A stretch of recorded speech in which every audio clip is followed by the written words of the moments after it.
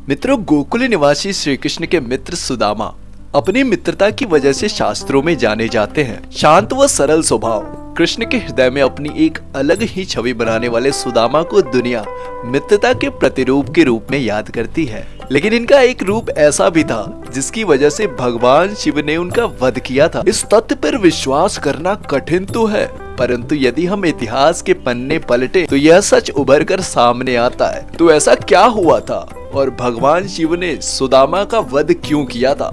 इस वीडियो के माध्यम से हम इस तथ्य पर चर्चा करने जा रहे हैं।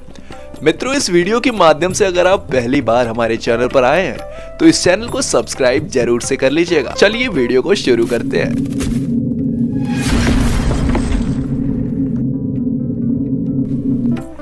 मित्रों, स्वर्ग के विशेष भाग गोलोक में सुदामा और विराजा निवास करते थे। विराजा को कृष्ण से प्रेम था, किंतु सुदामा स्वयं विराजा को प्रेम करने लगे। एक बार जब विराजा और कृष्ण प्रेम में लीन होते हैं, तब स्वयं राधा जी वहां प्रकट हो जाती हैं और उन्होंने विराजा को गोलोक से पृथ्वी पर निवास करने का श्राप दे दिया। इसके बाद किसी कारणवश राधा जी ने सुदामा को भी श्राप दे दिया, जिससे उन्हें गोलोक से पृथ्वी लोक पर आना पड़ा। मृत्यु के पश्चात सुदामा का जन्म राक्षस राज दंभ के यहाँ शंखचूड़ के रूप में हुआ था तथा विराजा का जन्म धर्मध्वज के यहाँ हुआ, जिनका नाम तुलसी पड़ा। माँ तुलसी से विवाह के पश्चात शंखचूड़ उनके साथ अपनी राजधानी वापस लौट आए। कहा जाता है कि शंखचूड़ को भगवान ब्रह्मा का वरदान प्राप्त था और उन्होंने शंखचूड़ की रक्षा के लिए एक कवच भी दिया था और साथ में यह भी कहा था कि जब तक तुलसी तुम पर विश्वास करेंगी तब तक तुम्हें कोई नहीं जीत पाएगा।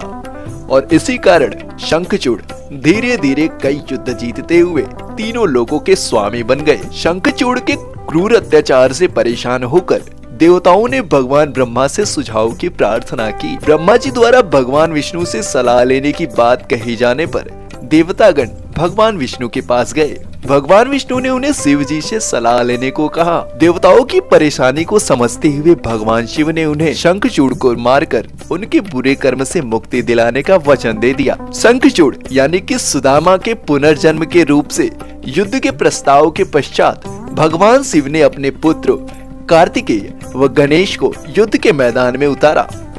इसके बाद भद्रकाली भी विशाल सेना के साथ युद्ध के मैदान में उतरी। शंखचूड़ पर भगवान ब्रह्मा के वरदान के कारण उन्हें मारना काफी कठिन था।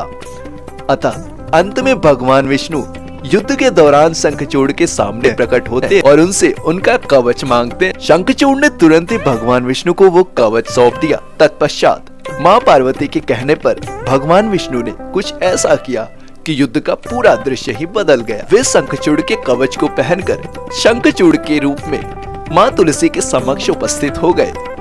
उनके रूप को देखकर माँ तुलसी उन्हें अपना पति मान बैठी और बेहद प्रसन्नता से उनका आदर सत्कार किया, जिस कारण माँ तुलसी का पति व्रत खंडित हो गया। शंखचूड़ की शक्ति उनकी पत्नी के पति व्रत पर ही स्थित थी, किंतु इस घटना के पश्चात वह शक्ति से निष्प्रभावित हो गई। वरदान की शक्ति के समापन पर भगवान शिव ने शंखचूड़ का वध कर देवताओं को उसके अत्याचार से मुक्त किया। तो मित्रों, इस प्रकार से सुदामा के पुनर्जन्म की अवतरण शंखचूड़ का विनाश भगवान शिव के हाथों संपन्न हुआ। मित्रों, क्या आपको यह कथा पहले से पता थी? अगर पता थी तो जय श्री कृष्ण जरूर लिखिएगा और अगर नहीं पता थी तो भी जय श्री कृष्ण जरूर लिखिएगा। मित्रों, ऐसे ही चमत्कारी घटनाओं के साथ हम अगली वीडियो में फिर मुलाकात करेंगे। तब तक के लिए जय श्री कृष्ण। देखते रहिए विज्ञान या चमत्कार।